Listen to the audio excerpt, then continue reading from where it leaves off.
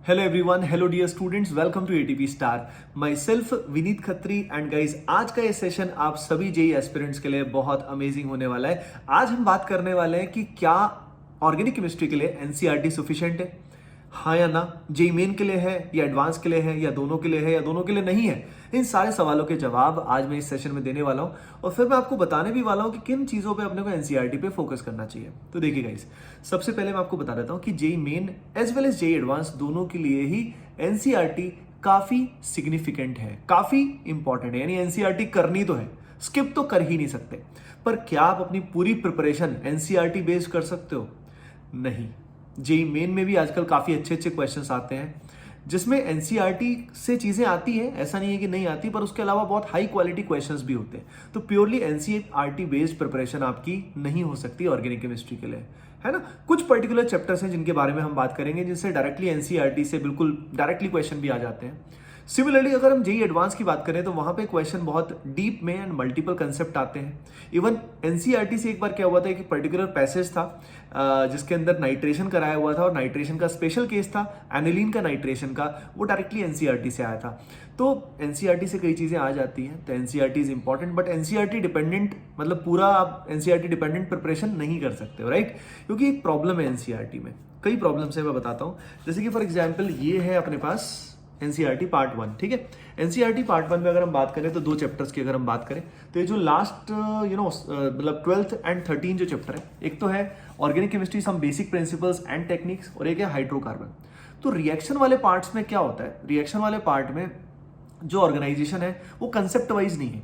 यानी अगर हाइड्रोकार्बन की बात करें तो उसमें सब्स्टिट्यूशन रिएक्शन भी आ जाएगी, उसमें एलिमिनेशन रिएक्शन भी आ जाएगी और उसमें एरोमेटिक की रिएक्शंस भी आ जाएंगी। तो क्या होता है कि ये सारे जो टाइप्स होते हैं ये बहुत ही डिफरेंट मतलब फंडे होते हैं। यानी जो एरोमेटिक की रिएक्शंस है उनकी थ्योरी ऑल टुगेदर अलग है, एडिशन रिएक्शंस का अलग तरीका है, सब्स्टिट्यूशन का अलग है। सब्स्टिट्यूशन वैसे कम आती है इसमें, लेकिन एलिमिनेशन का रोल आता है। तो ये सारे कंसेप्ट ही अलग है, इनफैक्ट आपस में इंटरलिंक्ड है। यानी सब्स्टिट्यूशन जब आएगा तभी हम एलिमिनेशन कर सकते हैं, सब्स्टिट्यूशन रिएक्शंस जाने बिना एलिमिनेशन नहीं हो सकता।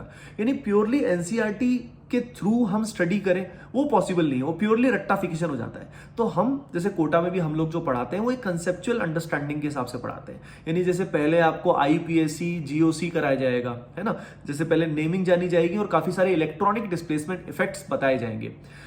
एनसीईआरटी में एसिडिक स्ट्रेंथ और बेसिक स्ट्रेंथ वाला जो टॉपिक है वो 12th क्लास में डील किया गया है, लेकिन जिसका यूज एक्चुअली ऑर्गेनिक केमिस्ट्री में पहले से ही आता है। तो जो सीक्वेंसिंग है एनसीईआरटी की वो रिवीजन के लिए बहुत सही है। अगर हमें रिवीजन करना है तो रिवीजन के लिए एनसीईआरटी बहुत बहुत अच्छा सोर्स है।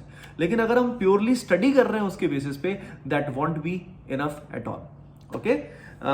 तो अपने को कैसे पढ़ना चाहिए, अपने को कंसेप्चुअल तरीके से पढ़ना चाहिए। जैसे कि मैंने आपको बताया कि पहले नेमिंग पढ़ा, फिर हमने जीओसी वगैरह पढ़ा। जीओसी में हमने resonance, hyper conjugation, inductive, acidic strength, basic strength, aromaticity, ये सब कंसेप्ट पढ़े। फिर रिएक्शन वाला पार्ट आया। रिएक्शन वाले पार्ट को हमने कैसे पढ़ा, कंसेप्चुअल लेवल पे पढ़ा। पहले हमने समझा इलेक्ट्रोफाइल क्या है, न्यूक्लियोफाइल क्या है, सॉल्वेंट क्या है, न्यूक्लियोफिलिसिटी क्या है, इलेक्ट्रोफिलिसिटी क्या है, राइट। और उसके बाद हम रिएक्शंस के अंदर घुस गए एक एक करके।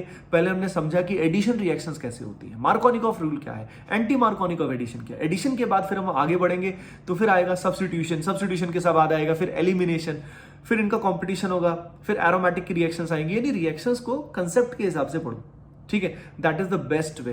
यानी हाइड्रो, इसीलिए जब मैं पढ़ाता हूं, जैसे एटीपी स्टार के जो स्टार बैचेस में जब मैं टीच करता हूं तो उसके अंदर जो सीक्वेंस है स्टूडेंट्स को पता होगा कि हाइड्रोकार्बन में सिर्फ जो एडिशन रिएक्शंस है मैं हाइड्रोकार्बन में वही कराता हूं।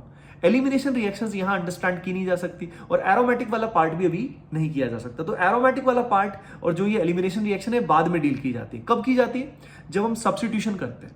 तो when we go for substitution reaction and elimination reaction, इसमें हमारा हेलो एल्केन्स, हेलो एरीन्स वाला चैप्टर एंड एल्कोहल ईथर भी कवर हो जाता है। समझ रहे हो क्या? यानी चैप्टर वाइज जब हमें पढ़ना है तो एनसीईआरटी में revision, NCERT is very good for revision. उसके अलावा अगर हम जेईई मेन स्पेसिफिक बात करें तो कुछ ऐसे की कंसेप्ट्स हैं जो जेईई मेन स्पेसिफिक है, जो मैं यहाँ पे लिस्ट करूंगा, आपको बताऊंगा। वो आपको जरूर पढ़ लेना है क्योंकि वो एनसीईआरटी ही उसका बेस्ट सोर्स है, कहीं और उसका बेस्ट सोर्स नहीं है। Organic chemistry some basic principle जो 11th क्लास का पार्ट 2 वाला एनसीईआरटी है, वहां पे अगर हम बात करें तो वहां पे क्वालिटेटिव एनालिसिस दिया हुआ है और क्वांटिटेटिव एनालिसिस दिया हुआ है। यानी क्वालिटेटिव एनालिसिस में क्या होता है, डिटेक्शन ऑफ वेरियस एलिमेंट्स होते हैं इन ऑर्गेनिक कंपाउंड्स, राइट, वो होता है। उसके अलावा क्वांटिटेटिव एनालिसिस में जेल्डाल मेथड, ड्यूमास मेथड और बहुत सारे मेथड रहते हैं, राइट। तो ये सारा प्रोसेस अपने को करना है। इनफैक्ट थिन लेयर क्रोमेटोग्राफी से भी क्वेश्चंस आए हैं, तो ये अपने को बहुत अच्छे से करना है, इसको इग्नोर नहीं करना है, नहीं तो एग्जाम में आपको इग्नोर कर देंगे वो, राइट। अगली चीज है सिमिलरली हर एक चैप्टर में ऐसा ऐसा कुछ है। हाइड्रोकार्बन तो ठीक है, डन है। हाइड्रोकार्बन तो मेनली रिएक्शन बेस्ड है। उसके बाद अगर हम बात करें क्लास ट्वेल्थ में अगर हम बात करें एनसीईआरटी में जो पार्ट 2 है, थोड़ी सी एनसीईआरटी भी मेरी ऐसी हो गई, सालों साल से यूज कर रहा हूं इसका। तो इसमें अगर हम बात करें तो एक तो ये जो एसिडिक स्ट्रेंथ और बेसिक स्ट्रेंथ है, ये कहां पे मैं आपको बता देता हूं। जो aldehyde, ketone and carboxylic acid का चैप्टर है ना, उसके अंदर आपको एसिड्स का आप प्रॉपर्टीज देख लीजिएगा, ठीक है। तो वहां पे आपको दिख जाएगा कि भाई एसिडिक स्ट्रेंथ का एक ऑर्डर दिया हुआ है, that is very very important, ठीक है। उसके अलावा अगर मैं आपको बताऊं तो amines is also fine, revision के लिए सब बढ़िया है।